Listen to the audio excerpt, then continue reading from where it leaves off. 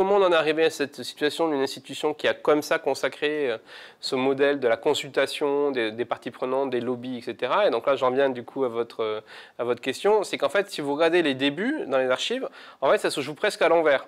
Au lieu d'avoir cette idée d'institution assaillie par des petits points de groupes d'intérêt sur une carte, on a plutôt un sentiment d'une institution qui sort de terre péniblement, qui est obligée de louer ses locaux parce que, selon les traités, c'est un siège provisoire à Bruxelles, ça doit changer tous les 2 ans, et puis après c'est reconduit, et ça restera à Bruxelles finalement, mais il y a quand même une incertitude sur l'institution, sur comment elle fonctionne, etc. pendant très longtemps. Et une des principales difficultés auxquels vont faire face ces fonctionnaires, c'est d'arriver à se construire des interlocuteurs et à se construire une légitimité sur les enjeux économiques. Alors là, je suis obligé de faire un petit rappel historique, mais en gros, quand on regarde l'histoire des débuts de la Commission européenne, telle qu'elle est écrite un peu aujourd'hui, on a une histoire des grands hommes, c'est-à-dire c'est le plan Monnet, Schuman, le traité de Rome, qui à partir de là, voilà. Donc en gros, on a une histoire qui passe des clubs transatlantiques de PDG ou des réseaux transatlantiques, le plan Marshall, la lutte contre la guerre froide, à quelque chose qui bascule sur un projet européen tel qu'on le connaît aujourd'hui. Mais entre les deux, ce qu'essaie de raconter le livre, c'est qu'il a fallu la construction d'une administration. Et là, pas simplement des gens qui se retrouvent une fois tous les 6 mois pour signer des traités, mais des gens dont le travail quotidien va être d'essayer de mettre en forme un marché commun, de construire des unités de comparaison entre pays pour les produits, d'éliminer les barrières douanières, etc. Et tout ça, ça s'est fait de façon progressive, relativement silencieuse et en marge des grands sommets. C'est-à-dire une espèce de point continu comme ça. Et ce que décrit le livre, c'est la construction aussi d'une administration sur laquelle s'est appuyé le projet néolibéral. Mais paradoxalement, pour fonctionner, le projet néolibéral a créé énormément de fonctionnaires. Il y en a 34 000 aujourd'hui qui travaillent pour l'institution européenne. Et donc, pour pouvoir construire et s'enraciner dans l'histoire, ce projet-là, il s'est appuyé sur la construction d'une administration. Or, cette administration, à ses débuts, elle a eu beaucoup de mal à construire sa légitimité, notamment par rapport aux administrations nationales. Parce que, par exemple, il faut imaginer ce qu'est la position de ce monsieur-là, Jean Durieux, qui est en charge du marché intérieur en 1958 dans les bureaux de la Commission. Quand il veut faire un tableau pour savoir combien de voitures sont produites chaque année en Europe, il est obligé d'appeler les ministères de l'Industrie des différents pays membres en leur demandant des données précises pour savoir combien de types de véhicules, combien de gens achètent des voitures, etc. Or, ce qui décrit dans les programmes d'archives orales, mais après je vais vous montrer les archives écrites, c'est la même chose, ce qui décrit, c'est une réticence des administrations nationales à donner ces chiffres-là et à coopérer sur le motif que la question des politiques économiques et des politiques industrielles renvoie à de la souveraineté nationale, renvoie à des secrets quasiment d'État et font partie du monopole des administrations déjà constituées. L'administration française considère que c'est son précaré, si vous voulez, de gérer la politique industrielle française. Et donc le premier travail de ces fonctionnaires-là, c'est ne serait-ce que déjà d'obtenir des données statistiques. Et ce n'est pas du tout si simple que ça à obtenir. Alors ce qu'ils vont essayer de mettre en place, c'est de créer des groupes de travail. Le problème, c'est que les groupes de travail, on fait appel à Bruxelles à des gens qui viennent de fédérations patronales nationales, par exemple. Et donc, quand vous lisez les notes, c'est le même problème qui se pose. Donc, ce même fonctionnaire, quand il écrit à ses chefs, il dit « Les experts des fédérations nationales ont de faibles compétences en économie, ils sont pris dans des susceptibilités nationales. Il faudrait, à l'inverse, intensifier les contacts et les associations professionnelles, améliorer, et puis surtout, il faudrait, comme il le dit là, préparer par un processus de conditionnement mental visant à démontrer l'utilité de bonnes connaissances dans chacun des secteurs. » Et donc là, il y a vraiment l'idée que maintenant, il va falloir expliquer au patronat que la commission, ça peut lui être utile. Il y a une partie du patronat qui en est convaincu depuis le début, c'est celui qui a poussé pour la construction européenne. Donc j'ai dit les noms tout à l'heure, mais on a en gros un groupe de patronat autour du charbon, du fer et de l'acier avec la CK à Luxembourg qui est déjà là. Et donc ils vont faire venir ce noyau-là, le NICE qui existe déjà, l'installer à Bruxelles et puis petit à petit essayer de construire un entourage économique. Une des traces qu'on retrouve de ce processus-là, c'est cet annuaire-là. Donc ça, c'est une première tentative de recensement en 1960. C'est le premier registre des lobbyistes, mais il n'est pas là pour savoir qui sont les méchants qui essaient de corrompre les bureaucrates. Cet annuaire, il est là pour, en interne, dire, par exemple, un fonctionnaire qui s'occupe du textile, bah, tu as ces contacts-là, tu peux appeler machin, machin, machin. Et dans cet annuaire, on va trouver quoi? On va trouver un avocat bruxellois qui a dit « je veux bien être le point de contact pour l'industrie du textile ». On va trouver un bureau ou un comité européen d'une fédération internationale, donc un point de contact qui veut bien être le monsieur Europe dans une fédération du patronat international. On va trouver des fédérations belges qui veulent bien donner un bout de boîte aux lettres pour héberger une fédération européenne. 43% de ces fédérations européennes, en 60, elles ont leur siège dans une fédération belge. Donc c'est pas très structuré, ça reste des comités, ça reste des... Et là, on voit vraiment que l'impulsion dans ses débuts, elle vient de la Commission européenne.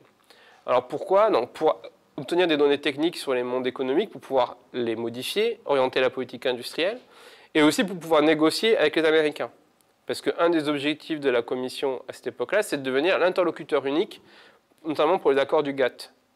On a beaucoup parlé des accords du GATT. Donc, d'Island Rome, c'est 1960. Au traité de Rome, c'est 1958. L'administration, elle existe depuis 2 ans, que déjà, ils ont réussi à arracher l'idée que ce sera l'interlocuteur unique pour les négociations du GATT en 1960. Donc, vous avez l'administration américaine, avec une délégation de 180 négociateurs. Et en face, vous avez l'ADG1, Relations extérieures de la Commission européenne. À l'époque, ils sont 2 pour gérer les négociations. Donc, qu'est-ce qui se passe? Ils se tournent vers la DG Marché intérieur, qui se tourne vers les gens compte tenu de cet annuaire. Ce qui est très intéressant, c'est que à cette époque-là, ça se joue vraiment dans ce sens-là. C'est-à-dire que les négociations du GATT, par exemple, vous avez une grille à remplir, nombre de poissons en conserve produits en Europe, nombre de poissons en conserve produits aux États-Unis, et il faut mettre les deux en symétrie et dire combien on va faire pour les... Comment on se met d'accord pour l'ouverture du marché. Voilà. Et donc, très souvent, en fait, le problème, c'est qu'on n'a pas l'équivalent sur la grille côté européen. Et donc, quand vous regardez le nom des premières fédérations patronales, elles ont des noms complètement improbables. L'association de l'industrie des fruits et légumes au vinaigre, en saumure, à l'huile et les produits similaires de l'ACE, ça c'est l'intitulé de la grille que le bureaucrate de la DG Marché intérieur doit remplir pour le donner au diplomate qui va y négocier avec les Américains. Et donc on a presque quelque chose qui se construit en processus depuis l'administration vers les milieux économiques. Ce n'est pas le patronat qui se rassemble spontanément au niveau européen avec des noms comme ça. C'est un processus de construction d'une administration qui prétend réguler l'économie à un niveau groupé à 6 pays, et qui va essayer d'associer à ce travail-là des groupes d'intérêt qui vont s'européaniser.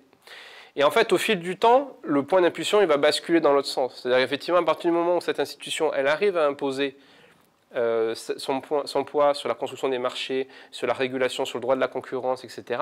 Là, bien sûr, les firmes trouvent leur intérêt à s'installer de plus en plus nombreuses à Bruxelles. Mais les points qu'on voit à la fin, en fait, c'est presque une vision anthropologique de ce que c'était au début. Ce qui est au début, c'est un projet néolibéral qui s'appuie sur une administration, mais qui, pour ça, a besoin de s'appuyer en retour sur des milieux économiques. Ça ne se fait pas du tout spontanément. Pourquoi? Parce qu'il y a aussi des patronats qui sont toujours très liés aux États. Ou qui sont soit des entreprises publiques, mais aussi des patronats qui ont construit une relation clientèle très forte avec l'État. C'est Peugeot qui écoule une grande partie de ses produits auprès de l'État français, auprès de la Poste, auprès de différents... Et puis toute une industrie qui a construit des liens avec un système d'affaires très nationalisé, donc, et qui voit le projet européen d'un œil un peu méfiant.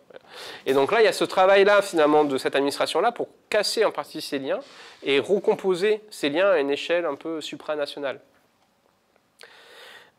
Et donc ces fédérations européennes elles vont très rapidement fournir à la Commission un point d'appui, une légitimité à intervenir sur les questions économiques. Je ne sais pas combien de temps vous en avez prévu de faire. D'accord. Donc, je vais peut-être avancer un peu rapidement sur les points un peu d'histoire. Simplement, ce que j'ai tendance à raconter un peu rapidement, c'est que ces relations, elles n'ont pas simplement lieu au moment du GATT et au moment des grands sommets, elles ont lieu de façon tout à fait permanente. C'est-à-dire que quand vous regardez les fédérations patronales européennes, comment elles se constituent dès les années 60, en fait, elles sont très utiles pour les bureaucrates de la Commission parce qu'elles offrent un conseil des ministres en miniature, en fait. C'est-à-dire que si vous voyez mon schéma de tout à l'heure, le Conseil des ministres, il est tout à la fin, et il vient après tout un processus compliqué. Et puis il faut bien garder en tête que pendant longtemps, il y a l'unanimité, le Conseil des ministres. Et donc si vous aviez un seul groupe, mettons BASF qui est contre en Allemagne une directive sur les produits chimiques, BASF va aller chercher le gouvernement allemand et puis va vous bloquer votre directive au niveau du Conseil. Et donc ce que faisaient les bureaucrates de la Commission, c'est avant d'aller balancer leur directive, leur brouillon dans le circuit, ils allaient consulter ces fédérations-là. Parce qu'en interne, vous avez la Confédération européenne de la chimie, vous allez avoir la Fédération sectorielle allemande, dans laquelle BASF va dire non, ça on n'en veut pas, ça vous régulez, etc. Donc en fait, très vite, dès le début de la Commission, ces confédérations patronales, elles servent de test pour les administrateurs de la Commission. Alors, c'est un peu le crash test. Vous envoyez votre brouillon de directive à une fédération patronale sectorielle et va vous revenir le son de cloche de tous les 6 pays au départ, hein, puis de plus en plus avec les élargissements, qui vont se positionner dès ce moment-là pour contrer éventuellement. Et donc, vous pouvez adapter votre position et faire en sorte que votre directive aille au bout si vous intégrez dès le début l'éventuelle réticence de tel ou tel grand groupe européen qui, bien sûr, va aller sonner la sonnette d'alarme à son gouvernement. Donc là, il y a une logique de productivité administrative, de rapidité, de simplification pour l'administratif. C'est de dire, bon, ben, j'essaye... Et donc, très souvent, et encore aujourd'hui, quand j'assistais à des réunions internes, vous avez des administrateurs de la commission, des fonctionnaires, qui viennent présenter leur projet de régulation, mais ils viennent le présenter avant qu'il soit sorti. Et ils sont invités par la fédération et ça discute. Et alors, vous avez des entrepreneurs qui se mobilisent plus ou moins dès le moment où le texte est en gestation. Ce qui fait que très rapidement, vous avez une espèce de symbiose qui va se créer, mais pas à des niveaux très politiques. C'est pas le PDG de tel grand groupe qui va rencontrer le commissaire européen. Ça arrive une fois tous les 6 mois ou une fois tous les 3 ans. Quand vraiment il y a un problème. Mais il se crée un staff permanent de ces fédérations patronales et en face duquel on va avoir des relations avec des chefs de bureau, des chefs d'unité, des gens qui sont à des niveaux de responsabilité pas forcément publics, mais qui ont la main sur l'écriture des régulations. Et donc là, il y a un truc qui est un petit peu on va dire, propre à Bruxelles, c'est que ces staffs-là sont quasiment autonomes. C'est-à-dire que quand vous êtes par exemple PDG de Philips, il est naturel que vous soyez à un moment ou à un autre de votre carrière amené à être président honorifique, entre guillemets, de la Fédération européenne des producteurs d'ampoules. Mais le travail quotidien des gens qui travaillent dans la Fédération européenne des producteurs d'ampoules, il est fait par des gens qui sont salariés à plein temps à Bruxelles. Et donc, quand ces gens-là rencontrent un problème, ils vont vous appeler, et vous allez prendre votre casquette de président de la Fédération européenne, et vous allez rencontrer un commissaire européen. Mais l'essentiel des relations, elles se font à ce niveau-là, à des niveaux d'intermédiaires techniques et des permanents. Cette structure en fédération patronale, un peu, on va dire, par pays, elle va exploser dans les années 90 et 2000. Je passerai rapidement, mais parce qu'en gros, à coup d'OPA et de construction de champions européens, et de dérégulation aussi, hein, des groupes qui étaient nationaux vont finir par racheter leurs homologues dans plein de secteurs. En gros, aujourd'hui, dans beaucoup de secteurs, on a 4-5 grands groupes européens en situation quasi oligopolistique. On a les télécoms, vous allez avoir France Télécom qui devient Orange. Orange va racheter des positions en Allemagne, en Angleterre, etc. Et du coup, Orange en a marre de payer pour sa fédération patronale française, la fédération patronale allemande, pour toutes les fédérations, et n'être assuré que d'un pouvoir indirect au niveau européen. Et donc, dans beaucoup de cas, ce qu'on va trouver, aujourd'hui, ça va être un système plutôt comme ça. Vous avez les principales firmes de tous les secteurs qui ont leur siège en Europe, qui cotisent, avec un bureau composé des PDG, puis un PDG comme, je l'ai vu, un président d'association. Mais en gros, les assemblées générales de ces fédérations patronales, dans 70% des cas aujourd'hui, ce sont des grandes firmes. Mais comme il y a eu entre-temps un processus de globalisation, ces firmes ne sont pas forcément européennes.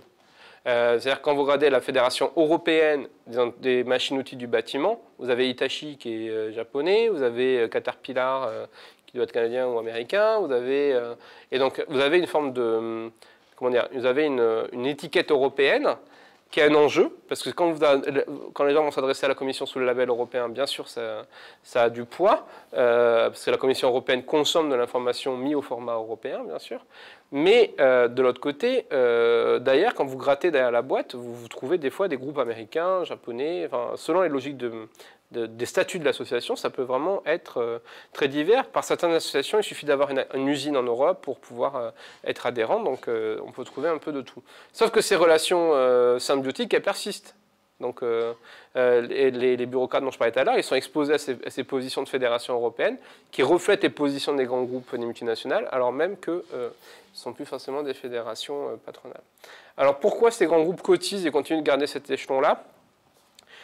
Et pourquoi ces grands groupes dépensent de l'argent à Bruxelles? Alors là, le livre défend une thèse un peu, on va dire, comment dire, marxisante, qui est de dire qu'il faut garder en tête l'ensemble de la relation et comprendre ce que fait une bureaucratie sur les marchés. Une bureaucratie, une administration, comme celle dont on a décrit l'histoire là, c'est pas simplement qu'elle produit des textes législatifs ou réglementaires. Elle détermine les formes que va prendre la concurrence économique. Le marché, en tant que tel, ça ne peut pas exister s'il n'y a pas de droit. On ne peut pas faire de marché s'il n'y a pas du droit de la propriété. On ne peut pas faire un marché s'il n'y a pas un droit des contrats, un droit de la concurrence, etc. Le droit structure les conditions d'exercice d'un champ économique. Hein, ça, c'est une approche un peu bourdieusienne, peut-être, mais il n'y a pas de marché sans juridique, finalement. Et par ailleurs, l'administration européenne, elle est grande pourvoyeuse de droits et de réglementation, mais elle a aussi des ressources de type économique, notamment en matière de recherche. Et en fin de compte, si vous regardez qui fait du lobbying à Bruxelles, ce sont des groupes qui ont un intérêt à maintenir une proximité à cette administration pour obtenir ces ressources-là. Alors je m'explique sur cette thèse un peu principale. Là, vous avez les 50 groupes mondiaux qui dépensent le plus d'argent à Bruxelles en 2013. Donc ça, c'est selon le registre transparence de la Commission, donc il est forcément imparfait. Hein, l'entreprise déclare un peu ce qu'elle veut. Alors il y a eu des rappels à l'ordre. Goldman Sachs qui avait déclaré que 27 000 euros, alors qu'ils avaient dépensé quasiment 4 millions, s'est fait taper dessus. Mais ce qui est intéressant, c'est plutôt les tendances et les secteurs. Donc le premier groupe, si j'en crois ce classement en 2013, c'était BPCE, c'était la caisse d'épargne qui avait dépensé le plus d'argent à Bruxelles. Et après, on va retrouver les groupes de l'énergie, donc tout ce qui est pétrole, défense, NTIC, ce sont les groupes les plus investis sur Bruxelles, quelles que soient les nationalités. On va retrouver des gens, voilà, d'Alstom Energy, on va retrouver les produits chimiques, les banques et les nouvelles technologies. Ça, ce sont les types de secteurs qui dépensent le plus d'argent. Maintenant que vous avez cette liste de 50 groupes en tête, voici la liste des 25 groupes qui touchent le plus de subventions et de marchés publics de la Commission européenne. Et comme vous êtes sympa, je vous ai mis en jaune ceux qui sont sur les deux listes. Et donc, en fin de compte, ce qu'il faut bien voir, c'est que le lobbying, si vous vous arrêtez juste à un moment où on a l'impression qu'il y a des gens qui influencent, vous ne comprenez pas ce qui se joue. En fait, le lobbying, c'est qu'un moment dans une relation continue d'échange de dons et contre-dons entre le monde économique, le milieu d'affaires et l'administration bruxelloise. Un groupe comme EADS, effectivement, a dépensé 4 500 000 euros en lobbying en 2013. Mais EADS a touché 243 millions d'euros de marchés publics et de subventions de la même administration. Donc il faut bien se dire qu'en fait, souvent, ces groupes sont des deux côtés du guichet. Elles investissent du relationnel, elles investissent de l'argent, des troupes pour aller voir des administratifs, mais en retour, leur activité économique est en partie structurée par les ressources, ne serait-ce que financières, en termes de marché public et de subventions, prodiguées par les institutions européennes. Alors, dans le Conseil, c'est encore plus frappant, parce qu'avec 1 million d'euros investis en lobbying et 68 millions d'euros à toutes les politiques publiques qu'il faut réévaluer, Accenture est là aussi un cabinet de consulting qui vit beaucoup des études d'impact, des politiques publiques prodiguées par la Commission. Donc si on reste sur cette idée qu'il faut prendre en compte toute la relation, et pas simplement la question qu'est-ce qui se joue au niveau du lobbying, on comprend pourquoi certains groupes ont intérêt à rester au plus près de l'administration européenne. Alors pour des raisons bêtement financières, on va dire, là c'est le plus simple à appréhender. Et après, il y a des montages un peu plus compliqués, qui visent notamment à suggérer les normes qui seront dominantes dans votre secteur. Vous maintenez une proximité avec l'administration, mais pour faire un lobbying un peu, on va dire, un peu travaillé, un peu plus complexe. Hein. Donc, là, c'est le lobbyiste de la Confédération de la papeterie industrielle, hein, donc les gens qui fabriquent du papier, qui explique ça. Donc, pour lui, il y a deux lobbyistes, il y a le bon et le mauvais lobbyiste. Le bon lobbyiste, le mauvais lobbyiste, c'est celui qui continue d'aller voir un député ou un administrateur de la commission en lui disant voilà la position de mon secteur, on s'est mis à 6, on est d'accord à peu près sur ça, votre texte on l'a lu, mais on voudrait que vous enleviez tel point ou tel point. Et puis il y a le bon lobbyiste. Le bon lobbyiste, c'est celui qui va soumettre un meilleur standard pour son industrie, pour l'industrie. Alors à quoi ça consiste ? Le marché du papier en Europe, il est un peu en situation de il est en situation d'oligopole. Donc vous avez International Papers d'un côté, vous avez UPM de l'autre, hein, qui sont les deux gros groupes qui rachètent toutes les papeteries en Europe, que ce soit Strassel, Docel. Enfin, en France, il y a eu pas mal de papeteries fermées suite à ces rachats-là. Et donc ces grands groupes-là cotisent à cette confédération-là, au CEPI, Confédération européenne. Donc ce garçon est un salarié indirect de ces grands groupes-là. Donc ce qui fait, lui, une partie de son job tous les jours, c'est pas simplement d'aller voir la commission, c'est d'aller voir ces grands groupes en leur disant, voilà, la commission, ils font que parler d'environnement tout le temps, ils veulent réduire le CO2. Si vous mettez UPM, si vous mettez 80 millions d'euros et que International Paper met 80 millions d'euros, moi je vais voir la commission en lui disant, avec ces 160 millions d'euros qu'on vous donne, si vous mettez autant de l'autre côté, on peut faire des nouvelles usines qui fabriquent du papier de façon verte. On va faire du papier bio. On va faire du papier qui ne dégage pas de CO2. Hein, on va pouvoir recycler le bois plusieurs fois. Avec un même arbre, on va pouvoir reprendre le bois et le consommer.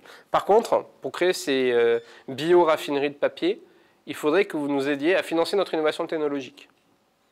Et pour ça, on va créer un PPP, un partenariat public-privé, dans lequel vous allez investir tant, mettre des universités, des instituts de recherche, et nous, on amène l'autre moitié du budget, et je vous amène en plus les grands groupes du secteur, qui disent, oui, on veut s'engager pour avoir un nouveau standard demain pour l'industrie. Et donc, si vous faites ce type de montage, donc là, il existe, hein, ça s'appelle Biocore, donc c'est un programme européen cofinancé par la Commission européenne et l'industrie du papier, dans lequel on va retrouver l'INRA et toute une série d'instituts français, mais aussi des universités de tous les pays européens, pour fabriquer les bioraffineries de demain avec de l'argent public et de l'argent du privé. Et alors, quel est l'intérêt de faire ça? Alors, il est multiple. Le premier, c'est que déjà, vous faites bien voir de la commission. C'est-à-dire que vous entretenez une relation clientèle avec la commission. Vous pouvez du coup peut-être espérer être mieux entendu sur d'autres papiers. Mais il y a des choses plus intéressantes, c'est que vous faites cofinancer votre innovation technologique. C'est-à-dire, il y a une partie de votre budget recherche et développement qui, en vérité, est financée par l'équivalent d'un crédit d'impôt recherche en France ou par de l'argent public, tout simplement.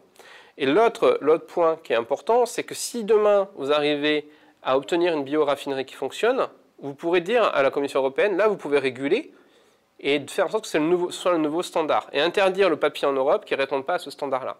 Et comme ça, vous flinguez le papier asiatique, notamment chinois, qui lui est produit dans des conditions environnementales pas possibles, et vous faites une forme de dumping vert à travers la norme, en fait.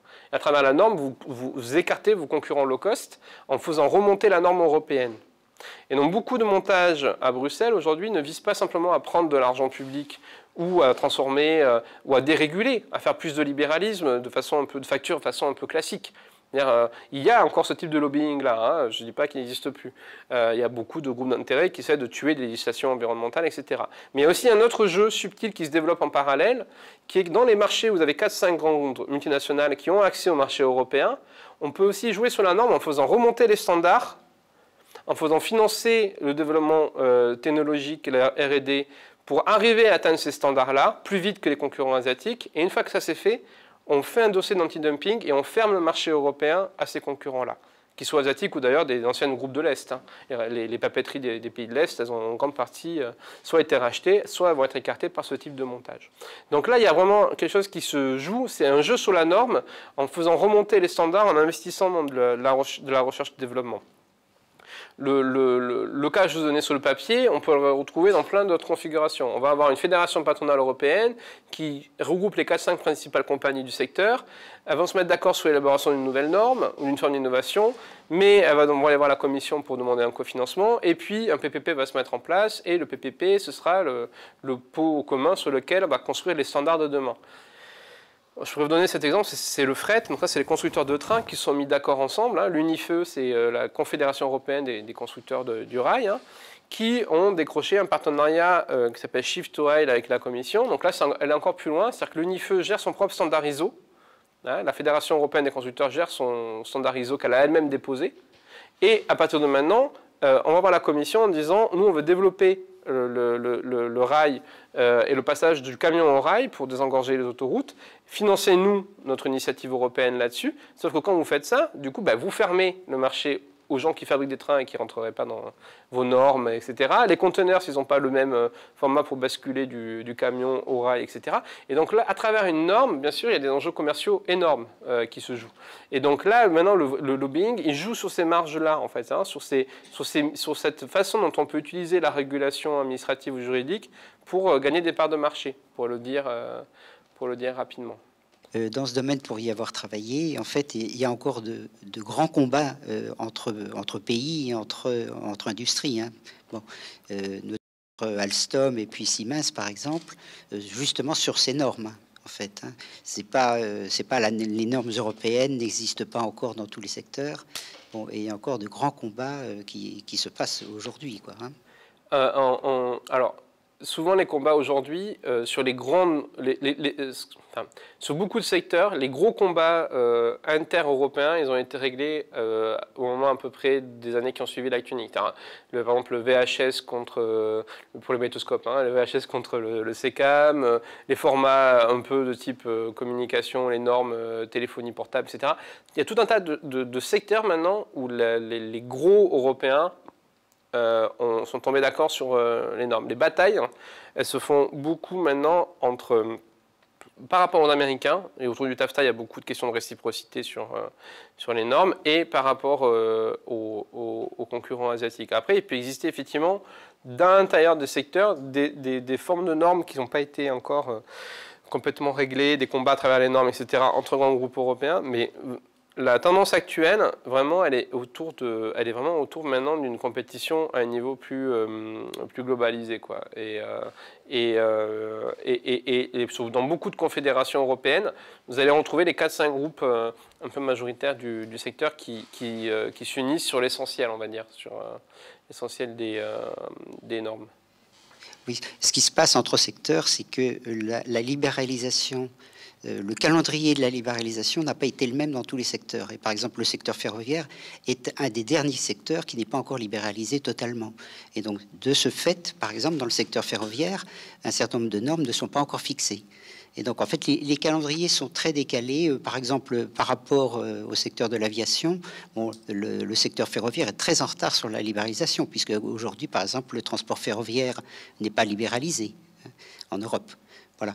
Et donc, ce qui explique qu'il y a encore des bagarres au niveau des normes nationales dans le secteur ferroviaire, par exemple. Oui, mais vous pouvez avoir un secteur qui n'est pas libéralisé, mais des constructeurs de trains qui ont quand même intérêt à pouvoir écouler leurs trains et qui puissent rouler dans plein de pays. Vous voyez, enfin, c'est la question de l'exploitation des réseaux et la question de la construction des trains qui doivent circuler sur ces réseaux, elle peut être en partie dissociée, parce que vous avez des TER qui sont produits par Bombardier, par exemple.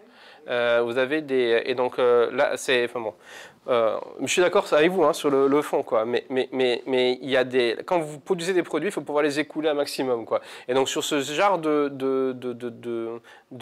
coût d'entrée dans l'écoulement des produits dans les marchés, les gros des batailles, quand même, ils ont plutôt eu lieu à la fin des années 80. Mais ça, c'est pas moi qui le dis, c'est plutôt l'histoire de l'économie.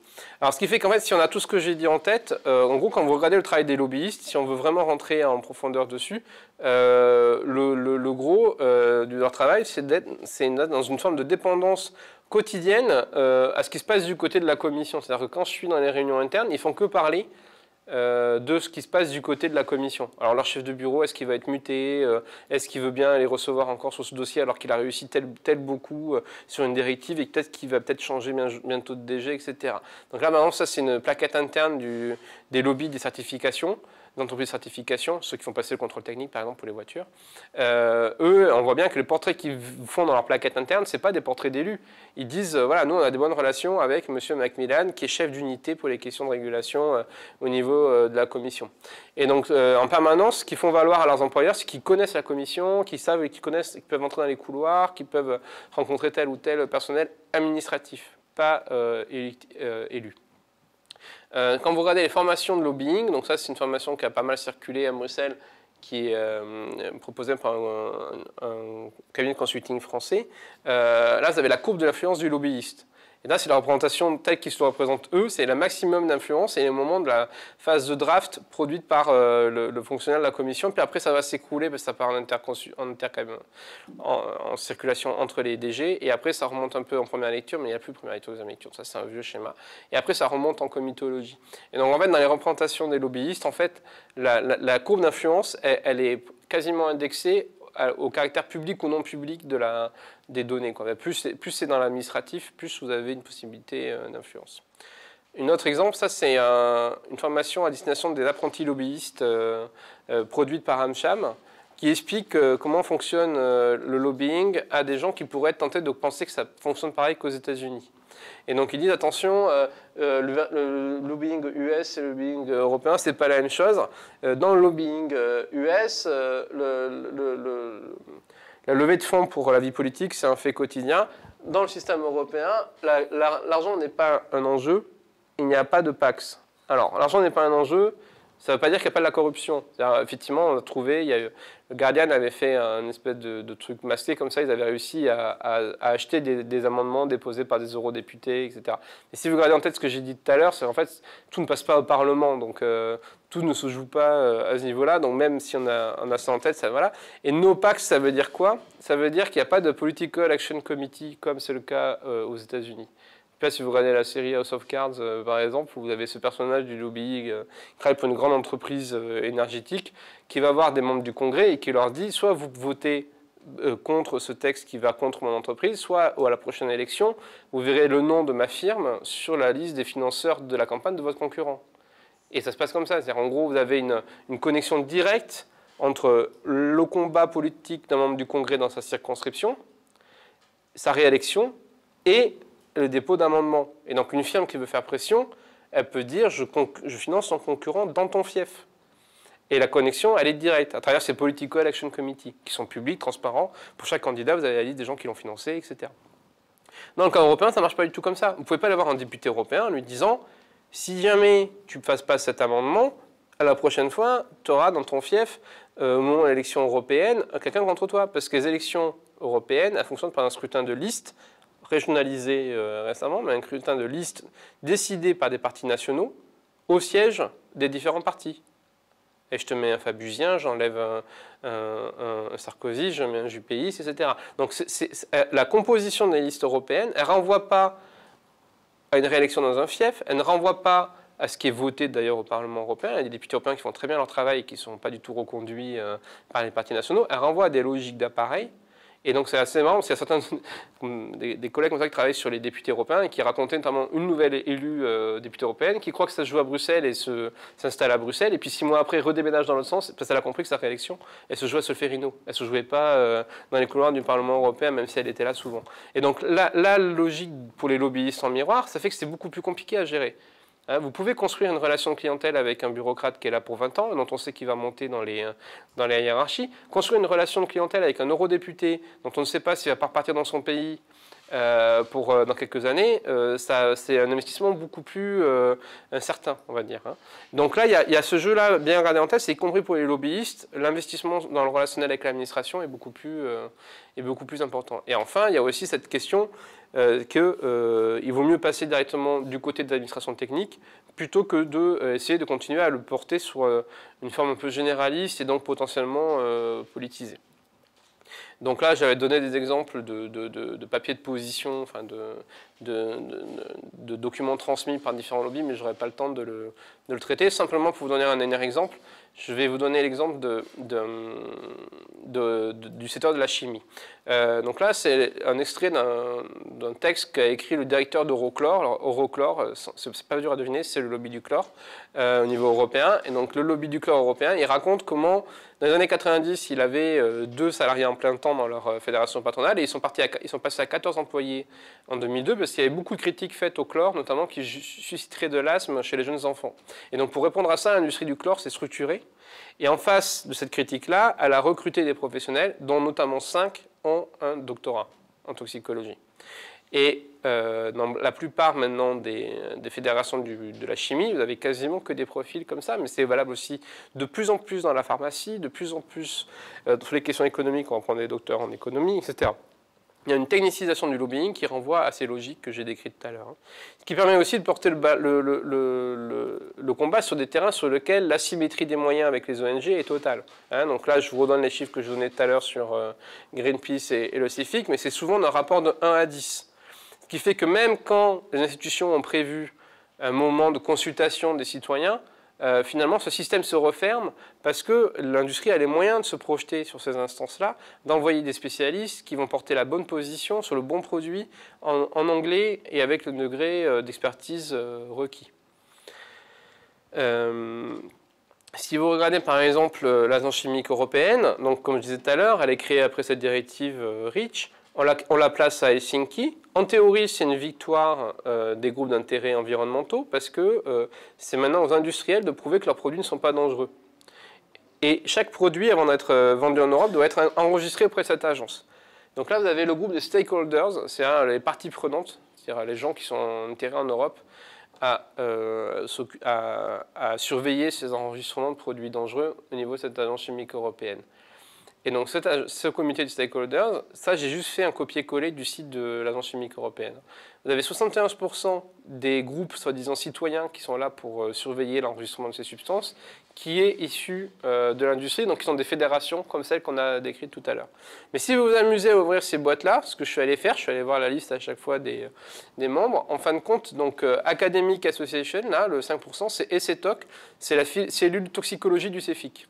Ce n'est pas des universitaires, ce sont des toxicologues qui travaillent et financés par le CEFIC. Dans les côtés environnementaux, vous allez retrouver WWF, mais qui n'a pas forcément de toxicologue. Et après, vous allez retrouver des boîtes anglaises qui décernent chaque année le prix de la firme la plus verte. Vous allez retrouver quasiment que du consulting, en fait, c'est des boîtes. Ce ne sont même pas des ONG. Et ainsi de suite, à chaque fois que vous ouvrez, donc vous avez les femmes européennes, mais vous avez en aucun moment, déjà on est déjà dans un truc qui pèse dans les 29%, mais en plus quand vous ouvrez les boîtes, vous n'avez aucune contre-expertise toxicologique qui, par rapport à ce que je disais sur Eurochlore, par exemple, pourrait porter le débat à un même niveau. Donc le problème dans tout ça, c'est pas simplement, et je vais m'arrêter là, c'est pas simplement qu'on a un système où du lobby privé va influencer les lois, c'est qu'on a un système où les décisions politiques sont inscrites dans des arènes techniques dans lesquelles les citoyens ordinaires n'ont pas de prise en fait. Et c'est ce décalage-là qui aujourd'hui est aussi fondamentalement problématique, et je pense qu'on ne peut pas réformer ce système en ajoutant de la consultation. Donc là, c'est là où je ne suis pas du tout sur une posture réformiste. Je pense qu'on ne peut pas transformer l'UE de l'intérieur. Pourquoi? Parce que le problème n'est pas qu'on ne consulte pas assez les gens, on ne fait que les consulter. Le problème, c'est qu'on les consulte d'une façon qui fait que la légitimité de la prise de parole est liée à l'expertise. Là, par exemple, sur ce groupe de parties prenantes de l'Agence chimique européenne, rien ne vous empêche d'y aller demain. L'Agence chimique européenne, vous payez le billet d'avion, vous êtes formé pendant 3 jours au processus d'enregistrement des substances chimiques européennes, mais personne n'y va. Le coût d'entrée dans ce type de lieu-là, c'est de pouvoir parler anglais, de pouvoir porter une parole en matière de toxicologie qui sera audible, perçue comme crédible, face à l'armada de toxicologues que les gens comme Eurochlore ont envoyé en face. Et donc le problème, il n'est pas en soi l'existence d'un manque de consultation. Les gens qui disent qu'on va réformer l'Europe en faisant de la consultation, c'est déjà le cas. Le problème, il est comment on construit un système où les décisions politiques sont prises véritablement par les gens qui sont élus, et de l'autre côté, comment, une fois qu'elles sont prises, elles ne peuvent pas être déviées de leur cours sur des bases techniques. Voilà. Et comment une administration externalise en permanence au privé une forme d'expertise qui devrait être internalisée et propre à la fabrication d'un intérêt public. Donc là, il y a une forme de système qui s'est construit qui, par nature et par fonctionnement quotidien, évacue tout intérêt citoyen ordinaire qui serait porté sur une logique de type spontané ou même professionnalisé, mais sur des bases autres que techniques. Voilà.